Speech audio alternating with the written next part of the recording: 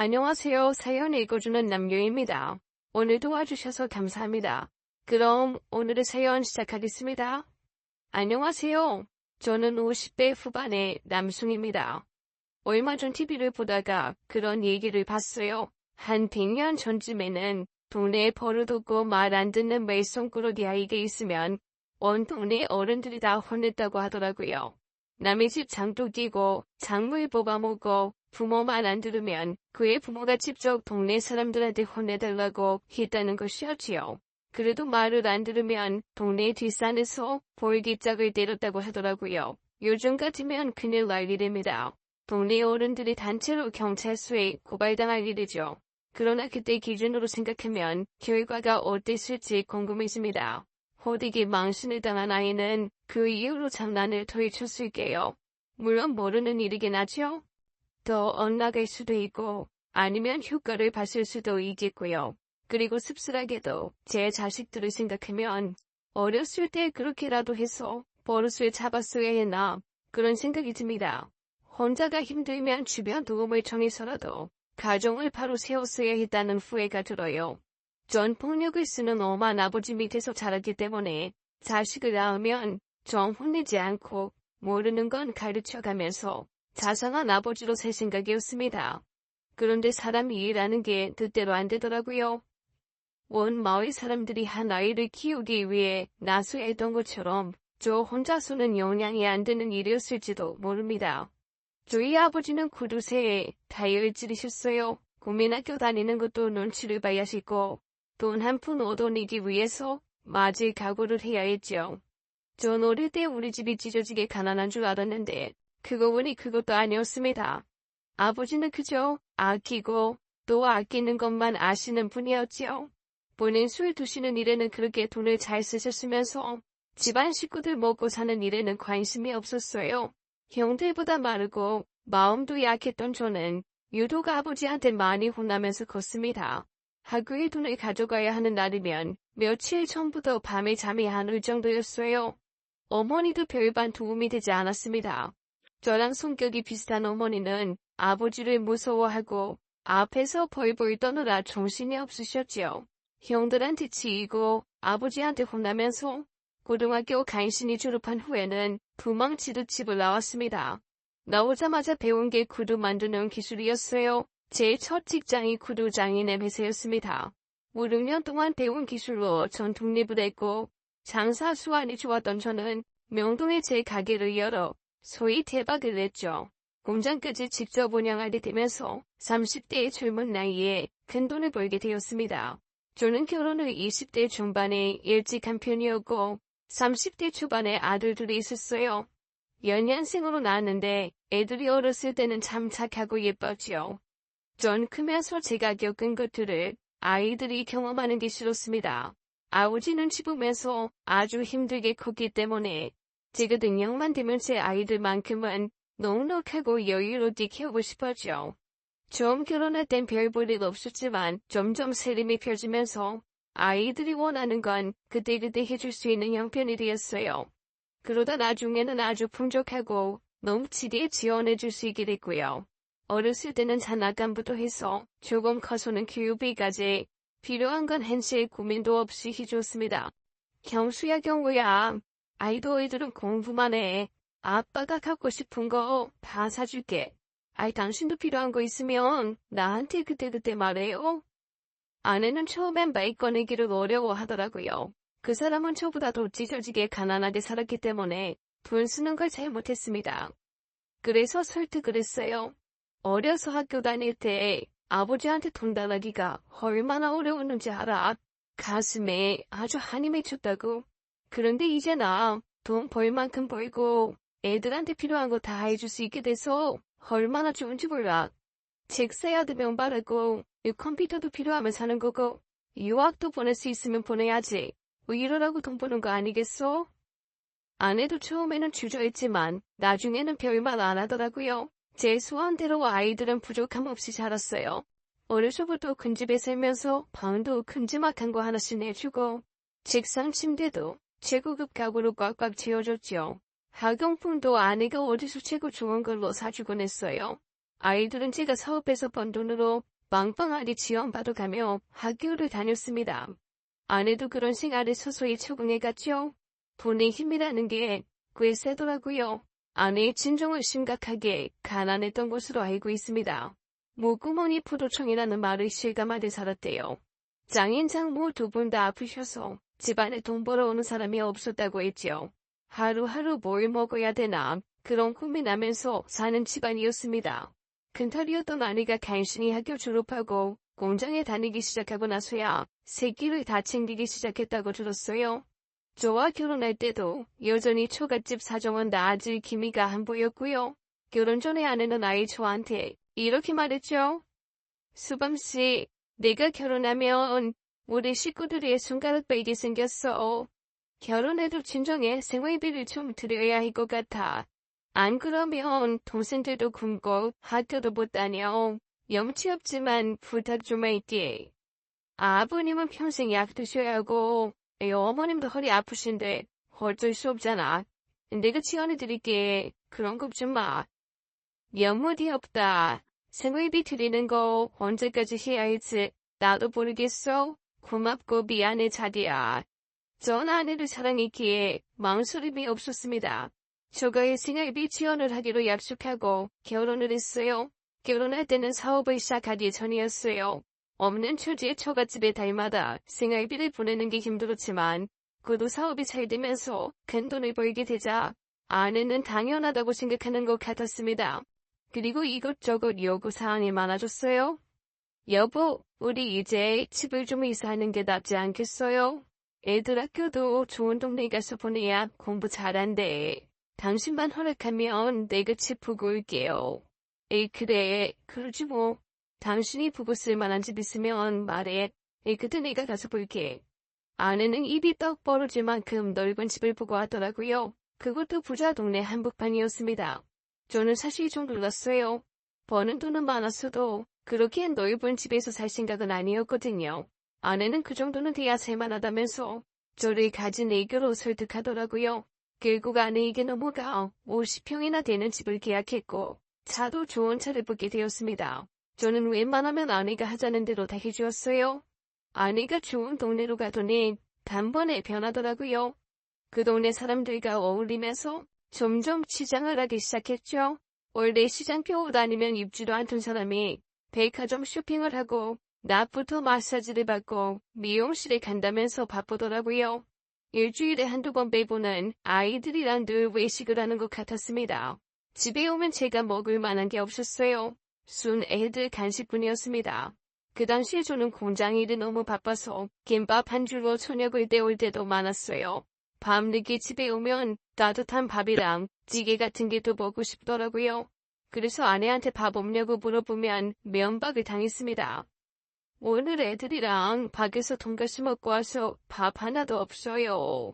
집에서 기름 튀는 건 좀 그렇잖아요. 그리고 당신은 공장에서 사람들이랑 저녁 먹는 거 아니었어요? 밤 11시가 훌쩍 넘었는데 무슨 찌개를 끓이래. 짜게 먹으면 안 좋으니까 그냥 자요. 정 배고프면 라면이나 끓여 먹든가. 아니, 저녁에 당신이랑 애들 먹고 남은 거 있을까 해서 물어본 건데. 왜 그렇게 화를 내? 막 참등하는 사람 깨우니까 그렇죠. 일이 바쁘면 아예 저녁을 좀 늦게 먹어요. 그러면 밤늦게 배고플 일도 없잖아요. 알았어. 신경 쓰지 마. 얼른 자. 아내가 그럴 때마다 솔직히 좀 힘들었습니다. 그렇게 고생하고 돈을 많이 벌어와도 이런 대접받지 못 받나 황당하고 속상했죠. 짠 거 먹지 말라면서 라면은 왜 먹으라고 하는 건지. 차려주기 싫은 티를 숨기지도 않더라고요. 그러나 제가 희생하면 가족들이 편히 지낼 수 있으니까 그걸로 만족하려고 했습니다. 그게 가장의 숙명이라고 생각했어요. 그런 일이 몇 번 반복되고 전 아무리 바빠도 공장에서 밥을 제대로 챙겨 먹으려고 노력했습니다. 안 그러면 체력이 딸려서 일을 못하겠더라고요. 사업은 나날이 잘 돼서 집에 갖다 주는 돈도 더 늘어나기만 했죠. 일이 많아서 매일 밤늦게 들어오다가 가끔 일찍 퇴근할 때가 있었어요. 그런 날이며 가족들과 편안하게 쉬고 싶은 생각이 간절했습니다. 평소보다 일찍 아이스크림이라도 사들고 집에 가면 아이들이 반겨줄 줄 알았는데 현실은 제 상상과는 거리가 멀었어요. 얘들아 아빠다. 아이 경수야 경우야 하여이 우리 좀 보자. 하지만 아내는 퉁명스럽게 절 맞이했고 아들들도 전혀 반기는 얼굴이 아니었습니다. 당신 웬일 오늘은 일찍 왔어요? 이런 싸구려 아이스크림만 왜 사왔어요? 싸구려라니 다 마시는 거야. 아이 하나씩 먹자. 경수야 경우야 넌 공부하고 있었어? 그럼 공부하지 뭐예요. 아이 숙제 많아서 들어가 볼게요. 숙제가 많아? 그래도 아이스크림 하나씩 먹고 해. 아빠 오랜만에 일찍 왔잖아. 나와서 같이 먹자. 아빠 나 이런 거 안 먹어. 에이 다 맛없는 거. 자식들은 인사만 겨우 하고 방 안으로 들어가더라고요. 한 녀석은 숙제한다. 한 녀석은 컴퓨터 게임한다고 저의 코를 떠보지도 않았습니다. 그리고 아내는 제가 일찍 들어오면 뭐가 그렇게 불만인지 집 앞 차리는 게 힘들다면서 공시렁대더라고요. 밥도 찬밥에 찌개도 냄비 바닥에 남은 걸 데워주곤 했죠. 반찬도 그럴듯하게 먹고 싶었지만 냉장고에 오래된 걸 대충 줘서 손가락이 갈 곳이 없었습니다. 한 달 생활비라고 갖다주는 얼마인데 이런 대접을 받나 싶었지만 애들 앞에서 큰소리 치고 싶지 않아 넘어간 적이 한두 번이 아니었어요. 자식들한테도 많이도 소원했죠. 그래도 한 번씩 다 큰 녀석들이 저한테 웃으면서 다가올 때가 있었어요. 아빠, 나 갖고 싶은 게 있는데 사줄 수 있어? 이 녀석아, 아이 네가 지금 없는 게 뭐가 있어? 또 뭐가 갖고 싶은데? 아이 말이라도 들어보자. 사줄지 말지는 들어보고 결정할게. 에이, 사주실 거잖아요. 그 내고를 제거. 저한테 먼저 말을 걸 때면 무조건 목적이 하나씩 있었습니다. 사실 저희 애들은 없는 게 없었어요. 근데 녀석들 욕심이 끝이 없더라고요. 게임기도 있는 걸 하나 더 사달라고 하더라고요. 형제끼리 같이 쓰면 되는데 그것조차 싫다는 거였죠. 어떻게 같이 써요? 이 경우가 있대. 저도 하고 싶을 때도 있는데 이왕이면 하나씩 갖고 있는 게 좋죠. 아빠, 그건 형 말이 맞아. 형이 다 얼마나 들이는 줄 알아? 집에 있는 건 무조건 자기부터 써야 한다고 우겨. 진짜 형 같은 건 없었으면 좋겠어. 왜 형 같은 아들을 낳아서 날 고생시키냐고. 그러니까 사줘. 사줘. 이 자식이 이 한놈 말 다 했어. 어디 형 앞에서 까불어. 또 한 번 말해봐. 네가 널 때리는 게 뭐 잘못되냐? 동생이 감히 형한테 대두니까 그렇지. 형이 잘하는 게 뭐가 있어? 중학생이면 다야. 공부도 나보다 못하는 게. 제가 봤을 땐 아들 둘 다 거기서거기였습니다. 얼마나 이기적으로 컸는지 제가 기대한 것과는 달리 형제간의 우애라고는 찾아볼 수도 없었죠. 한숨이 나왔습니다. 제가 어렸을 때는 없는 차림에 형제가 빵 한 조각이라도 나눠 먹으려고 했는데 저희 때랑은 너무 다르더라고요. 그러나 지금은 시대도 바뀌었고 요즘 애들 다 그런다고 하니 저도 그냥 이해하자 넘어갔습니다. 또 지금은 제가 능력이 되니까 뭐든지 해줄 수 있음에 감사하면서 결국 아이들이 해달라는 건 다 해줬어요. 자, 이 게임기 각자 하나씩 됐으니까 싸우지들 마라. 아빠 앞에서 형제가 싸우는 모습 보이지 말고 그것만큼 아빠 힘 빠지는 거 없어. 아빠 최고. 아빠 감사합니다. 그렇게 자기들이 원하는 걸 갖고 나면 또 저한테 무심했죠. 전 그러려니 하고 지냈습니다. 그리고 저에게 시련이 찾아왔어요. 늘 세대일 줄만 알았던 사업이 경기를 타면서 내리막길을 걷기 시작했죠. 조금만 견디면 되겠지 했는데 값싼 외국산이 이어 설 자리를 점점 잃더라고요. 결국 제 구두 공장은 문을 닫게 되었습니다. 올해 공들인 사업이 무너지는 건 순식간이었어요. 전 피눈물을 흘리며 구두 공장을 정리하게 되었습니다. 이 과정이 정말 복잡하고 힘들었는데 아내는 힘든 걸 나누려고 하지 않더라고요. 그저 집에 돈 안 갖다 줄까봐 무심추사하는 게 눈에 보였죠.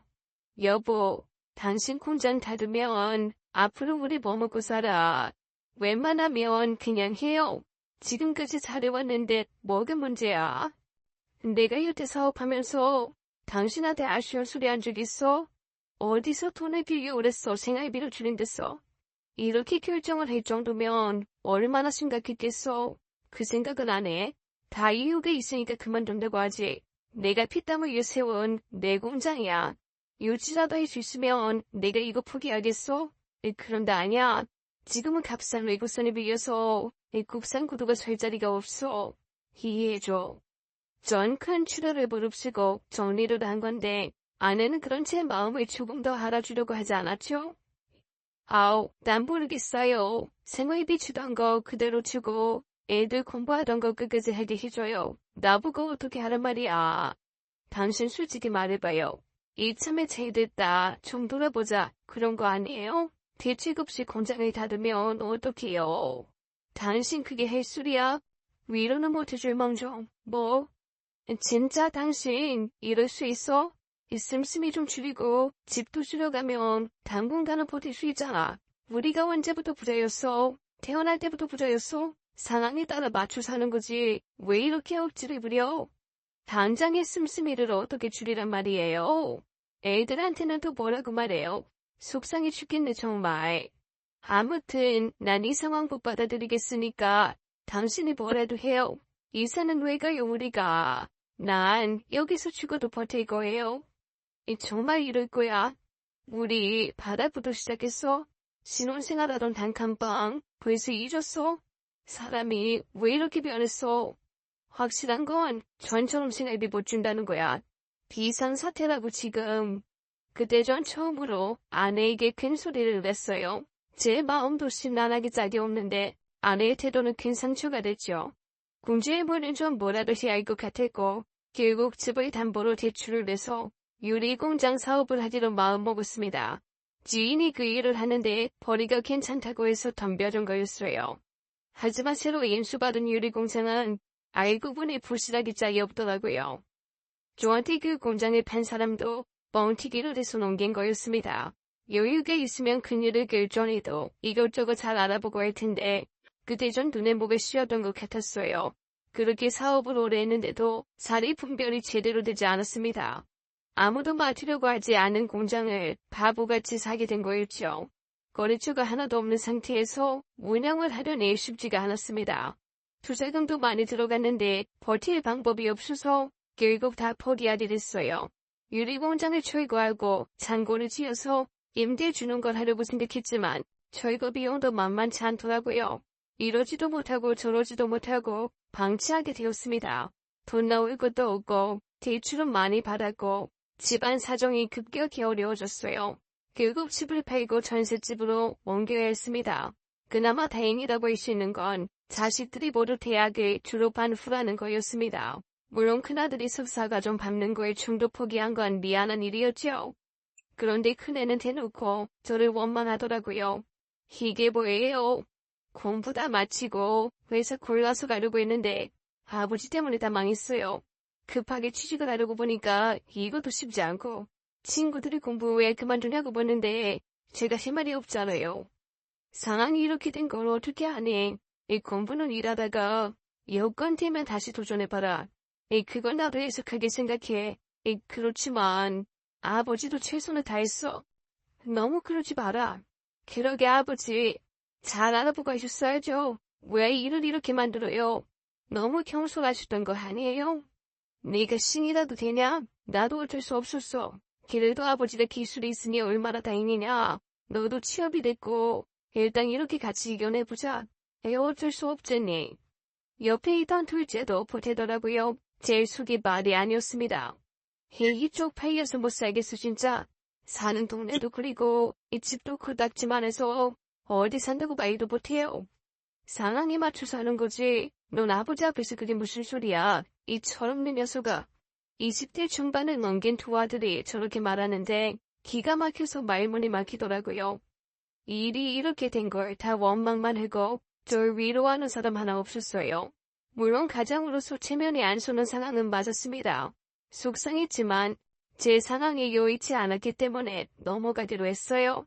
아내 역시 근처만 가도 찬바람이 쌩쌩 불었고요. 서럽고 힘들었지만 그래도 가장이기에 각오를 단단히 했습니다. 전 다른 구두 공장에 나가 일을 하게 됐어요. 거기서 일하면서 받은 월급으로 생계를 유지하게 됐죠.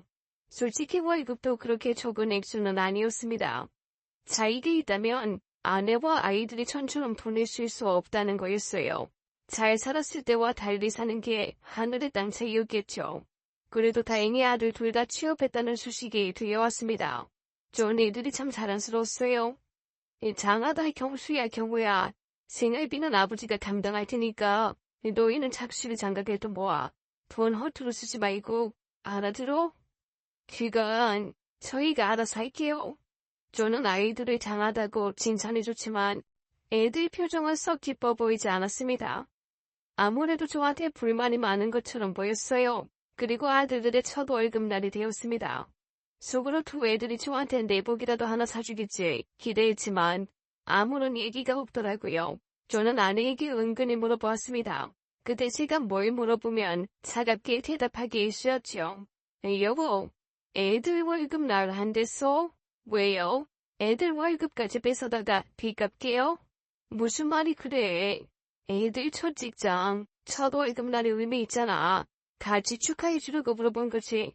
몰라요, 난. 애들 월급은 지들이 알아서 하겠죠. 쥐꼬리만한 월급 갖고 뭘 하겠어요? 그리고 말이 나왔으니까 말인데. 걔들이 그 월급으로 무슨 장가갈 돈을 모아요? 당신 진짜 너무한 거 아니에요? 뭐가 너무해? 아이, 당신 진짜 아직도 정신 못 차렸어? 당신 정말 돈 나올 데 없어요? 저 왜 쓰려고? 어디 꽁꽁 숨겨둔 땅이나 재산 그런 거 없냐고요? 있죠? 사실은 있죠. 그거 나중에 풀지 말고 지금 좀 씁시다. 아주 숨이 막혀 죽겠어요. 지금 뭘 수술이 하는 거야.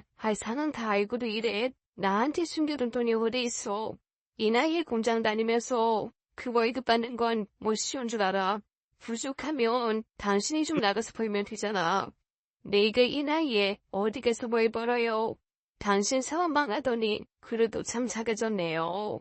애들 코 묻은 돈이나 탐내고 경수 경우 앞에서 월급 얘기 꺼내지도 말아요. 당신 때문에 공부하는 거 다 접고 얼마나 힘들겠어요. 둘 다 남의 밑에서 일하게 됐다고 얼마나 속상해하는 줄 알아요. 남의 밑에서 일하는 게 뭐 대수야. 나도 처음부터 남의 밑에서 일했어. 그리고 사업 망한 게 내가 원해서 그렇게 된 거야. 잘하려다가 그렇게 된 거 아니냐고. 그동안 내 덕에 잘 먹고 잘 살지 않았어? 돈 없다고 왜 이렇게들 야단이야. 우리가 집이 없어 뭐 왜 식량이 없어. 이 도대체가 왜 만족을 몰라. 정말 살고 싶지 않았습니다. 나긋나긋하던 아내는 돈만 밝히는 괴물이 되어 있었어요. 결국 아이들 첫 월급날 전 아무것도 받지 못하고 혼자 소주잔만 키우렸습니다. 공장에 나가보면 제 또래의 사람들은 공부 마친 자식들이 효도한다고 자랑에 늘어지더라고요. 저는 씁쓸하기만 했죠. 또 아내는 저만 보면 짜증을 부리고 면박을 주더라고요. 당신은 정말 집안일은 하나도 몰라. 아니 지금 현관문에 지금 주저앉아서 고장해놨는데 그거 하나 못 고쳐요? 이처럼 최문은 쉽게 못 고쳐. 두세 시간 있으면 사람 온다잖아. 아이 왜 그렇게 사람을 붙여. 그리고 내가 연장 쓰다가 손 다치면 이 구두 일은 어떻게 하라고. 뭐 하나 제대로 해주라는 게 없어. 아유 속 터져. 아내는 사사건건 저희 못 잡아먹어서 안달이더라고요. 그러던 어느 날 아내는 자신도 일을 시작하겠다면서 면접을 보고 왔다고 했습니다. 보험 판매 일이라고 했어요. 참 어려운 일이라고 알고 있는데 아내가 잘할 수 있을지 걱정도 되고 한편으로는 아내가 달라졌나 싶은 생각도 들었습니다. 그 뒤로 아내는 밤늦도록 보험을 팔러 다니더라고요. 그런데 이상하게 종종 화장이 나 옷차림이 화려해졌어요. 저한테는 말도 안 붙였지요. 돈 번다니 더 바쁠 것 같기도 하고 말 섞으면 더 다툴 것 같아 제가 밥해 먹으면서 공장을 다녔습니다. 아내를 보면 저한테 정이 떨어진 사람 같아서 늘 마음이 불편했어요. 아내와 아이들 모두 회사에 다니고 각자 생활에 충실할 뿐 가족으로서 어떤 것도 함께 하지 않았습니다. 애들도 바빠서 집에는 늦게 들어오게 일쑤였고요. 이해는 했지만 속이 상했습니다. 저도 나이가 들어가고 일이 힘에 부치는데 집에서는 어떤 위안도 얻을 수 없었어요. 그리고 제 생일이 다가왔죠. 아무도 제 생일을 아는 체 하지 않았습니다. 가족들한테 은근슬쩍 물었어요. 여보, 오늘 저녁에 밖에서 밥 한 끼 먹을까? 안 돼요. 중요한 고객이랑 약속 있어요. 오늘 많이 늦을 거야. 갑자기 왜 그래요? 에이, 경수야, 경우야. 오늘 저녁에 있느니? 애들도 당연히 늦게 들어온다고 하더라고요. 바빠서 그런가 보다 하고 서운한 티를 내지 않았습니다. 그날 전 평소와 다름없이 공장에 출근했어요. 공장에서 점심에 미역국이 나왔습니다. 그걸 더 먹는데 너무 속을 푸더라고요. 내가 지금까지 머리에 이렇게 살았나? 내 인생은 뭔가? 그런 생각이 저절로 들었습니다. 땅이 꺼지게 한숨이 나오더라고요. 그날 밤 퇴근했는데도 아무도 집에 없었습니다. 전 일찍 잠이 들었다가 화장실에 가고 싶어 잠이 깼어요. 주방에서 가족들 목소리가 들리더라고요. 전 반가운 마음에 주방으로 가려다가 멈칫했습니다. 대화 내용을 들어보니 제가 낄 자리가 아니었어요. 아버지 오늘 생신이시잖아. 근데 나 입으로 뭘 죽겠어. 짜증나게 저녁같이 먹자고 하잖아. 누구 때문에 내가 이렇게 고생하는데 아버지는 진짜 양심도 없나 봐. 형, 내가 우리 팀장한테 얼마나 깨주는 줄 알아? 진짜 사는 거 재미없어 죽겠어. 아이 내가 이렇게 살 줄은 꿈에도 생각 못했어. 이게 다 아빠 때문이야. 너희들만 그런 줄 아니? 난 더해. 보험 계약하기 전까지 고객들한테 얼마나 급수되는 줄 알아? 간이고 쓸개고 다 빼준다고. 너네 아빠는 이런 걸 아는지 모르는지 그저 공장에 들어박혀서 구두만 만지면 단 줄 알지. 아니 이런 왜 그렇게 만들어서 우리를 이렇게 힘들게 해. 그러면서 미역국은 또 얻어먹고 싶은가 보지. 엄마가 아버지한테 아이 다시 사업 좀 일으키라고 하면 안 돼. 나 진짜 구실구실해서 이렇게 못 살겠어. 옛날 내 친구들 하나도 못 만나. 우리 집 망한 거 고소하게 생각한다고. 너네 아버지 이제 입에 빠진 호란이야. 지금 다시 일어서긴 뭘 일어서 너희들도 포기해.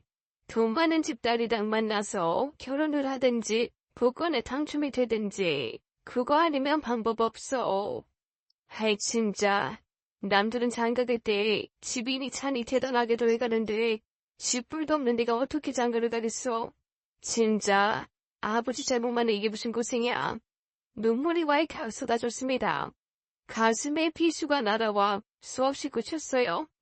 제가 그동안 김밥 하나로 저녁을 때우면서 뼈 빠지게 일한 걸 아내와 아이들은 전혀 고마워하지 않고 있었습니다. 제 고생은 그저 당연한 거였고 지금 자기들 사냥만 힘들다는 거였어요.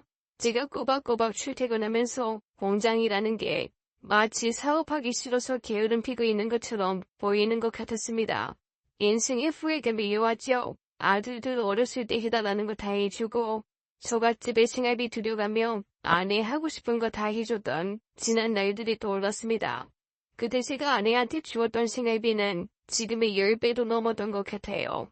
그 돈 조금이라도 모아뒀으면 자기들이 이렇게 고생은 안 할 텐데 그 생각은 안 하는 것 같았죠. 지금 하고 싶은 거 못한다고 절 원망하는 소리를 들으니 살고 싶지가 않았어요.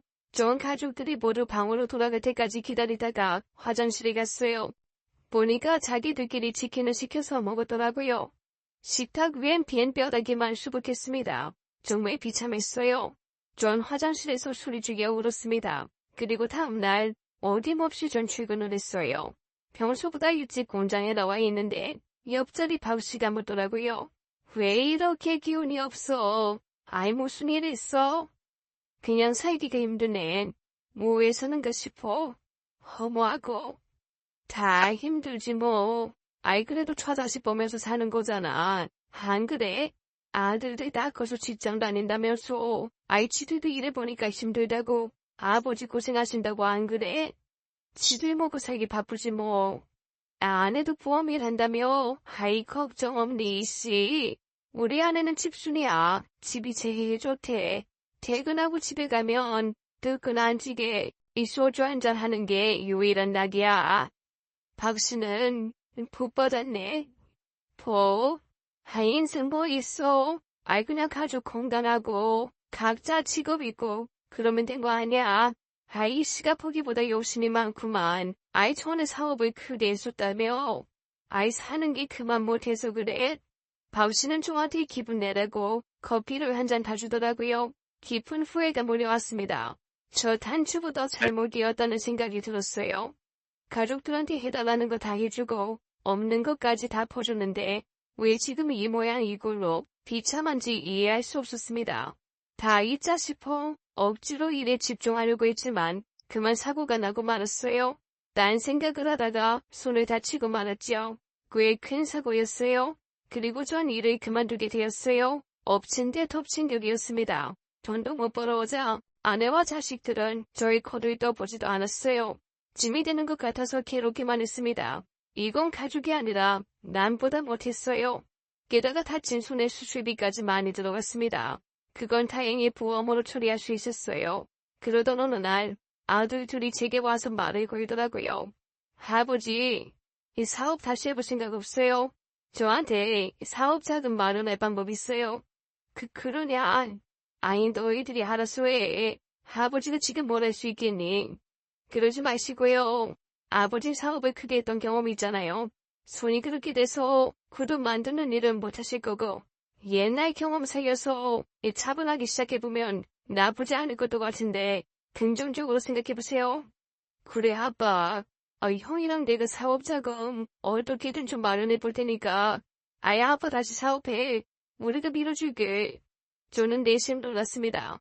다쳐서 아무짝에도 쓸모없는 사람 취급할 줄 알았는데 이런 기회를 먼저 제안해와서 어리둥절했어요. 당장 그날 오후 애들이 어딜 같이 가자고 하더라고요. 누구랑 만나기로 했다면서 방치해 둔 유리공장 부지에 가자고 했습니다. 우리 아들 귀인이에요. 그분이 왜 유리공장 부지에 있는 창고에서 만나기로 했어요. 거기서 부지 보면서 의논하려고요. 누군지 잘 살펴봤어? 아이 걱정 마세요. 저희도 사회생활에서 그 정도 안목은 다 키웠어요. 전 애들과 함께 유리공장 부지로 갔어요. 그런데 아무도 나와 있지 않았습니다. 그네가 누군가와 통화를 하더니 저보고 창고에 들어가 있으라고 하더라고요. 아버지, 창고 안에 들어가 계세요. 아이 서 있기도 힘드시잖아요 지금. 저는 손을 다친 뒤로 기력이 많이 약해져 있었기 때문에 경수가 말한 대로 창고에 들어갔습니다. 의자를 찾아 두리번거리는데 잘 안 보였어요. 밝은 데 있다가 어두운 데 들어가니 적응이 안 되더라고요. 도른거리며 의자를 찾고 있는데 뒤에서 엄청나게 큰 소리가 들렸어요. 창고의 문이 순식간에 닫히더니 밖에서 쇠사슬을 두르는 소리가 들려왔습니다. 아이 경수야 경우야. 아이 아버지 어디 있어? 아이 아버지 어디 있다고. 그러나 그 자물쇠를 잠그는 소리까지 들렸어요.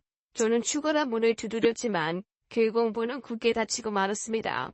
밖에 있는 아들들이 하는 얘기에 전 없이 나가버렸어요. 아빠는 여기서 좀 쉬고 있어. 우리가 행방불명 신고할 거니까 여기 잠깐만 있어주면 돼. 그게 무슨 소리야? 날 행방불명으로 신고한다니. 하인 너희들 제정신이야? 당장 꺼내다오. 왜 당장. 아버지 가만히 좀 계세요. 저희 다시 일어서야죠. 언제까지 아버지 때문에 이렇게 살아요? 이 조금 꿈이어서 사망보험금만 타면 되니까 여기서 조용히 기다리세요. 전 그 자리에 주저앉고 말았습니다. 제가 행방불명이 될 죽은 걸로 해서 사망보험금을 타겠다는 게 아들들의 계획이었어요. 전 있는 힘을 다 짜내서 문을 열라고 소리쳤죠. 꺼내줘 이것들아. 나 아직 죽지 않았어. 사지 육신벌종한 아버지를 죽은 걸로 해서 돈을 타먹는다고? 너희 이 벌을 다 어떻게 받으려고? 당장 문 열지 못해. 이 방법 아니면 뭐가 있어요? 아버지 지금 일도 못하시고 그 몸을 갖고 무슨 사업을 해요? 아무튼 이 방법밖에 없어요. 저희도 고민 많이 한 거라고요. 저는 서둘러 핸드폰을 찾아보았습니다. 아차 싶었어요. 차에서 내릴 때 막내가 희귀 있다면서 저한테 핸드폰을 달라고 하더라고요. 그때 아무 생각 없이 줬던 게 기억이 났습니다. 경수 경호가 얘기를 나누면서 창고에서 멀어져가는 소리가 들려왔어요. 좀 미친 듯이 문을 두드렸지만 소용없었죠. 충격 속에 애들이 단차가 멀어지는 소리를 들었습니다. 그렇게 전 창고에 갇히고 말았어요.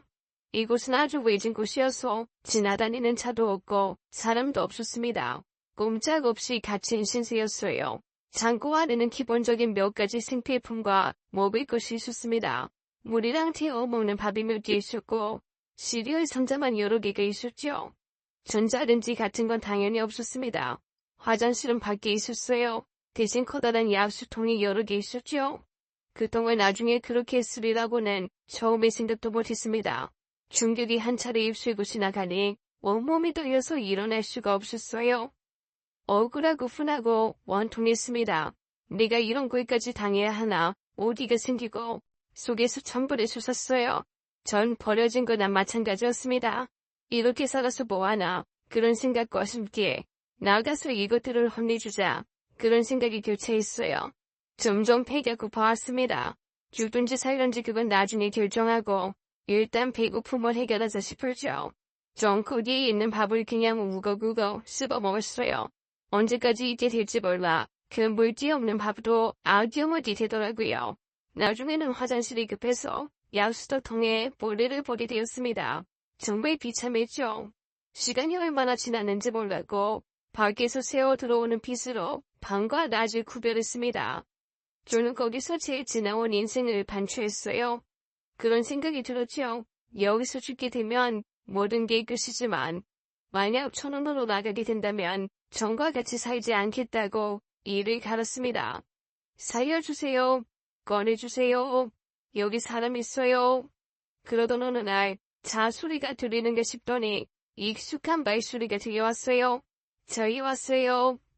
경수냐, 이 경우야, 이제 나이 좀 꺼내다오. 사망보험금인지 뭔지 그거 내가 밖에서 달아줄게. 그러니 제발 꺼내줘. 아버지 벌정이 살아계신데 그걸 어떻게 타요? 말이 되는 소리래요. 내가 어떻게 해서라도 달아줄게. 여기 갇혀있는 건 못하겠다. 죽은 척을 해서라도, 아니 죽어서라도 너희 그 돈 갖게 해줄게. 이 제발 꺼내줘. 아바, 아이 괜한 굳이 부리지 말고 조금만 참아. 잘 있나 확인하러 왔어. 우리 그만할게.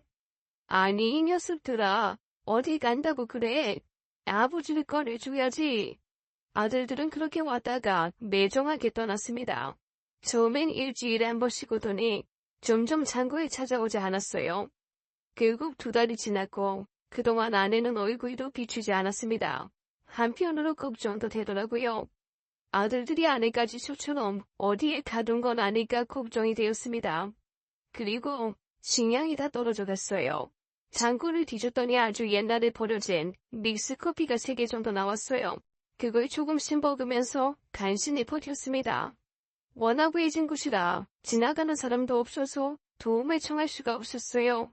식량도 다 떨어져 가고 이러다 정말 죽겠구나 싶었습니다. 창고 안에 둔 야수토통에도 배설물이 넘쳤지요. 그러던 어느 날 밤 기적 같은 일이 일어났습니다. 기진맥진해서 누워있는데 누가 지나가는 소리가 들렸어요. 처음엔 바람소리인가 했는데 아니었습니다. 분명 사람의 인기척이었어요. 좀 미친 듯이 문에 매달려 흔들고 소리쳤지요.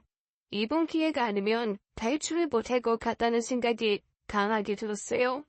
여기 사람 있어요. 이 창고 안에 사람 살려요. 거기 누가 없어요. 사람 좀 구해줘요. 갑자기 발소리가 멈추더니 문을 두드리는 소리가 들려왔습니다. 거기 안에 귀신이요, 사람이요. 사람입니다. 사지육신벌정한 사람이에요. 제발 저 좀 살려주세요. 2달째 갇혀 있어요. 저희 꺼내주시면 이연에 절대로 잊지 않겠습니다. 아니 이런 곳에 왜 갇혀 있어요? 아이 잠깐만 기다려보세요. 아이 큰 자물쇠를 어떻게 푼다. 아이 기다려보요. 결국 그 남자는 큰 바위로 자물쇠를 부수기 시작했습니다. 얼마나 큰 자물쇠인지 몰라도 몇 시간이 지나도 자물쇠는 부셔지지 않았어요. 밖에 있는 남자는 힘이 빠져 잠깐 밥을 먹고 오겠다고 하더니 몇 시간 동안 나타나지 않았죠. 자기도 거리 생활을 오래 해서 힘이 없다고 하더라고요. 전 알겠다고 밥 먹고 오라고 하고는 조마조마한 심정으로 기다렸습니다. 그 남자가 다시 나타나지 않으면 끝장이었어요. 억만년 같은 시간이 지나고 그 남자의 목소리가 들려왔죠. 여보쇼, 아이 살아있어요? 네네, 알고 싶군요. 정말 고맙습니다. 본론은 안 되겠어서 아이 내가 연장을 좀 훔쳐왔어요. 아이 잠깐만 기다려봐요. 그리고 한나절이나 더 쓴 끝에 자물쇠는 부셔졌습니다. 전 일어서 힘도 없어 기어서 창고를 나왔어요. 나오분이 자물쇠로 열어준 남자의 흰색도 말이 아니었습니다. 노숙자가 죽어가는 저를 구해준 거였어요. 이보시오, 아이 정신 차려요. 전 기절했다가 밤에 깨어났어요. 그 노숙자가 어디서 구했는지 죽을 갖고 왔더라고요. 전 죽을 한 입 먹고 바로 토했습니다. 너무 오래 굶어서 그것조차 들어가지 않았어요. 물만 들이키다가 또 기절하기를 몇 번. 결국 며칠이 지나서야 정신을 차릴 수 있었습니다. 기운을 차렸을 때 처음 떠오른 장소는 경찰서였어요. 제 기구한 사정을 다 들은 노숙자는 혀를 끌끌 찼습니다. 세상에 그런 자식들이 어디 있느냐며 공밥 먹어도 싸대고 욕을 하더라고요. 그 사람이 내뱉는 욕을 듣던 저는 마음을 들이먹었죠. 아무리 그래도 차마 자식들 공밥 먹일 수는 없었어요. 어떻게 할지는 조금 더 생각해보기로 했습니다. 복수를 자식을 상대로 하려니 고민이 많이 되더라고요. 저를 구해준 남자는 당장에 왜 신고 안 하냐고 난리였지만 전 때를 기다린다는 핑계를 대고 노숙자를 따라다니기로 했죠. 이리저리 아무데서나 자고 먹는 생활이 이어졌습니다. 그러다 정신을 차려보니 제가 서울 근교에 와 있다는 걸 깨달았어요. 문득 아내가 걱정이 되어 몰래 집 근처를 내렸습니다. 그리고 며칠 후 아내를 보게 되었어요. 구급차에서 내린 아내는 정장을 입은 어떤 남자와 집으로 들어가더라고요. 대문까지 나온 아들들이 그 남자를 깍듯하게 맞이했어요. 딱 봐도 돈 꽤나 있어 보이는 남자였습니다. 기가 찼습니다. 아무래도 남자가 생긴 게 틀림없구만. 짐승만도 못한 것들 날 그렇게 가둬놓고 내 사망보험금으로 허위호식을 하려고 해. 게다가 돈 많은 남자까지 끌어들여서 전 배신감에 치를 떨었어요. 그리고 모두가 집으로 들어간 후 우편함을 뒤졌어요. 뜻밖에도 제 앞으로 날아온 우편물을 발견했죠. 전 그걸 갖고 집에서 멀리 있는 다리 밑으로 몸을 숨겼습니다. 거기서 뜯어본 우편물을 보고 전 제 눈을 의심했어요. 유리공장 부지가 신도시 개발로 수용된다는 내용이었습니다. 엄청난 보상금이 보장된다는 내용이었어요. 전 바위처럼 얼어붙어 종이 위에 써있는 글자와 숫자를 읽고 또 읽었습니다. 처치곤란이었던 유리공장 부지가 엄청난 재산 가치가 있는 땅으로 거듭난 거였어요.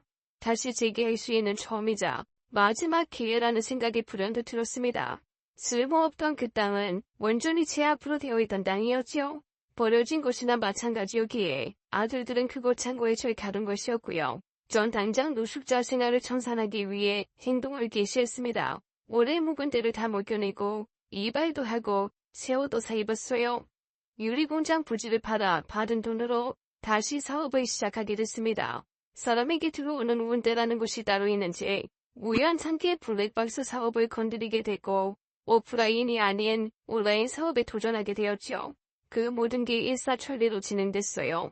제가 누군가의 도움을 필요로 할 때마다 귀인이 나타나 사업을 한 단계씩 끌어올려줬습니다. 그렇게 전 사업을 안정화했고 생각보다 훨씬 큰 돈을 벌게 되었습니다. 사업이 잘 돼서 좋은 집을 구하고 노숙 생활할 때와는 비교도 안 되게 안락한 생활을 하면서도 전 제가 당한 일을 잊지 못했어요. 비대 있는 화장실을 쓰면서 창고 안에서 배변을 해결하던 그때가 떠올라고 까지한 밥을 먹을 때는 물 한 모금조차 아껴 마시던 그 상황이 떠올랐어요. 그리고 복수할 때를 기다렸습니다. 집을 떠난 지 정확히 5년이 다 되어갈 무렵 이혼 수리를 들고 예전에 가족이라 불렸던 그들을 찾아갔어요. 그들은 현관 도어로 번호도 예전 걸 그대로 쓰고 있죠. 아마 제가 찾아올 거란 생각은 조금도 하지 않았던 것 같았어요. 집엔 아무도 없었고 전 조용히 그들을 기다렸어요. 그리고 제가 화장실 간 사이 문이 열리는 소리가 들려왔죠. 전 손을 씻다 멈칫했습니다. 그들은 제 이야기를 하고 있었어요. 올해가 딱 5년인데 아버지 실종 선고가 내려질까? 그 양반 없어진 지 딱 5년째 맞지? 분명 오래 굶어서 어디 가도 살아있지 못할 텐데 설마 살아 돌아오는 일은 없겠지? 엄마는 무슨 그런 상상을 해? 거기 식량도 얼마 없었고 아예 엄청 외진 곳이잖아. 살아 돌아오면 귀신으로밖에 볼 수 없어. 그나저나 어떻게 거길 나갈 수 있었는지 그게 난 지금도 궁금해. 누가 연장으로 자물쇠를 부순 게 분명한데 말이야. 연장도 없고 이 깨진 돌만 굴러다닌다던데 그게 엉찜찜해. 누가 자물쇠 부순 거지? 더 신경 쓰지 말아라. 살아나왔어도 오래 못 살았을 양반이야. 법원에서 실종 선고 내려지기만 기다리자고. 그럼 곧바로 사망보험금 신청할 수 있어. 내가 이 일 꾸미려고 공부를 얼마나 한 줄 알아? 머리카락이 다 하얗게 엄마, 진짜 고생했어요. 우리 사망보험금 나오면 집부터 이사하자. 무슨 소리야? 사업해야지. 장가 가려면 그 동구 이어서 몇십 배는 불러야 돼. 들려오는 대화에 전 기가 차고 분노가 치밀어 올랐습니다. 그 세순초의 생사 여부에 조금도 관심이 없었어요. 진짜 제 죽음을 봤다고 해도 눈물 한 방울 안 흘릴 인간들이었지요. 오로지 사망보험금에만 관심이 있는 자식들과 아내는 사람이라고 할 수 없었습니다. 더 분노가 치미는 건 이 모든 게 아내가 꾸민 짓이었다는 사실이었습니다. 전도는 참을 수 없어 문을 박차고 나갔어요. 사람 같지도 않은 것들, 하늘이 무섭지도 않냐. 내가 푼하고 억울해서라도 니들보다 100년, 1000년을 더 살아야겠어. 이 천하의 보스 이것들. 저를 본 아내와 아들들은 정말 귀신을 본 것처럼 놀라 자빠졌습니다. 얘들아, 지금 이게 무슨 일이냐? 니들 아버지 죽은 데 맞나 보다. 구천을 떠들고 있나봐. 구천 같은 소리 하고 있네. 나 이수범 멀쩡히 살아있어. 니들이나 죽이려고 창고에 가뒀지. 멀쩡하게 살아남았다고. 이 천하의 몹쓸 것들. 이 사람 탈을 쓴 짐승들아. 너흰 살아서도 죽었어도 이 지옥에 맛보게 될 거다. 어떻게 지금까지 살아계세요?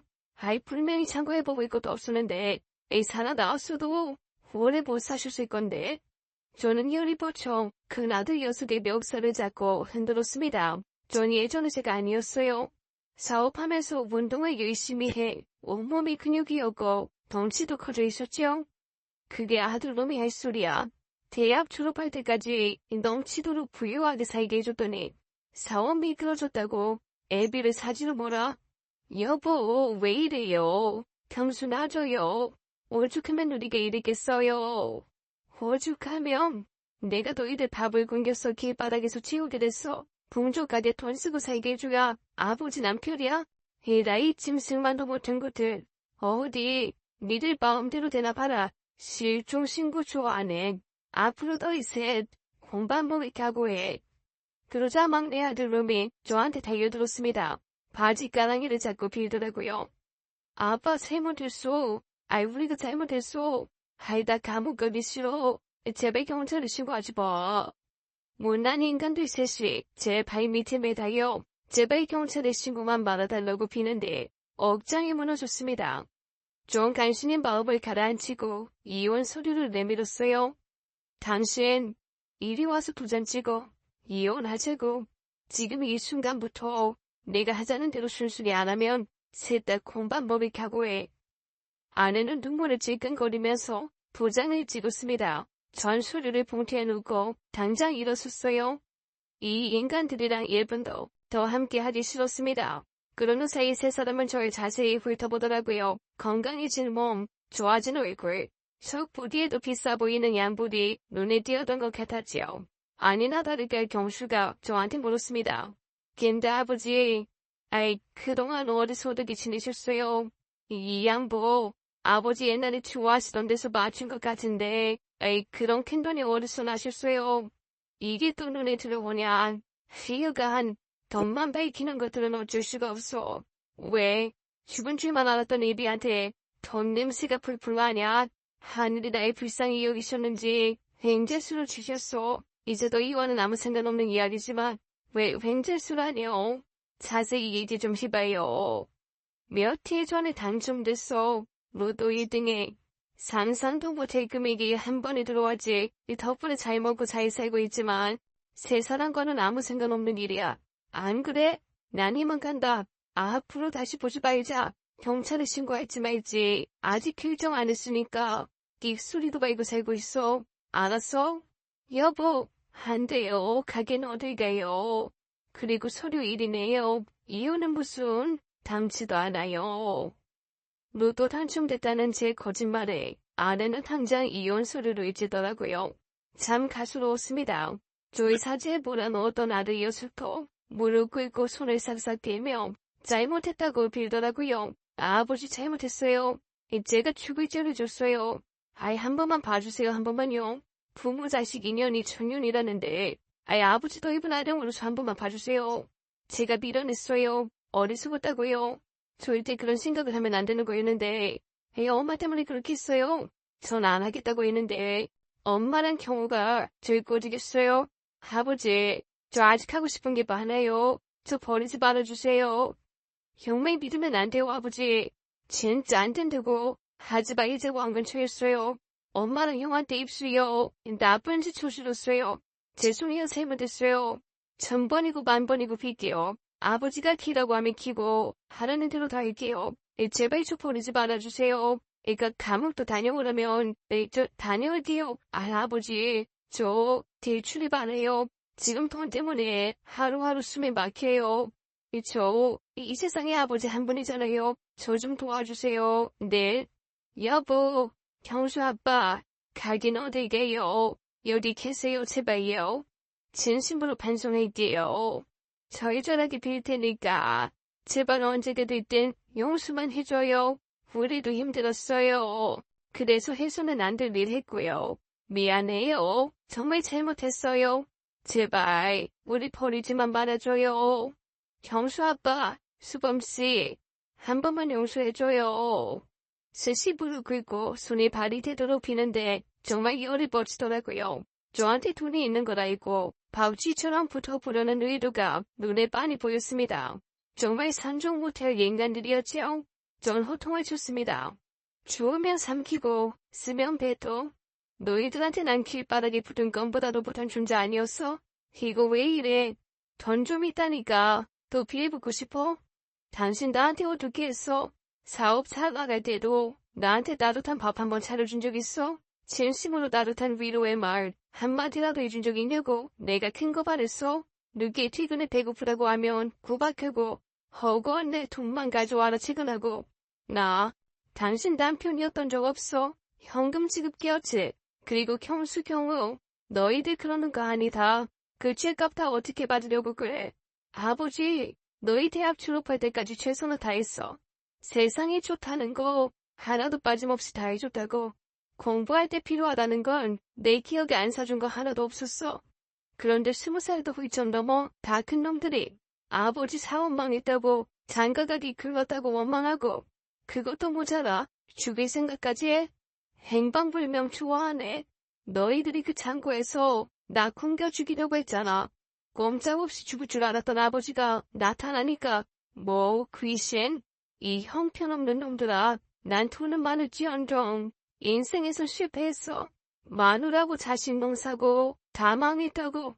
그래서 이제부터라도 그렇게 안 살 거다. 앞으로는 내 돈 너희한테 절대 안 뺏겨. 이거나 왜 바지가랑이를 잡고 난리야. 셋이 잘 먹고 잘 살아봐 어디. 전 도와주지 않는 셋을 뿌리치고 집을 나왔습니다. 아내와 아들들은 거의 통곡을 하더라고요. 주차장까지 따라 나오면서 저를 붙잡는데 동네 사람들이 다 쳐다봤죠. 그러거나 말거나 전 얼마 전에 새로 뽑은 고급 외제차를 타고 그곳을 떠났습니다. 백미러로 보니 아내와 아들들은 주저앉아 땅을 치고 후회하는 모습을 보였어요. 얼마나 호되게 당했는지 전 그런 모습을 보고도 조금도 마음이 약해지지 않았죠. 오히려 불안했습니다. 전 지금 혼자 살고 있어요. 이제 가족을 만들고 싶은 생각이 없고 오로지 저만을 위해서 살겠다고 다짐했고요. 현재는 일도 적당히 하고 건강 챙기며 편안하게 살고 있습니다. 참, 저희 창고에서 구해준 노숙자와 가깝게 지내고 있어요. 그분은 이제 저희 회사 직원으로 출퇴근을 하고 있죠. 일하다가 쉴 때 그분과 함께 장기 바둑 두며 얘기를 나누는 게 요즘 저의 낙이기도 합니다. 그분도 참 사연이 있기고 하더라고요. 가족들이 모두 자사고로 한낮 한시에 세상을 떠나는 바람에 그 충격으로 노숙생활을 하게 된 거였습니다.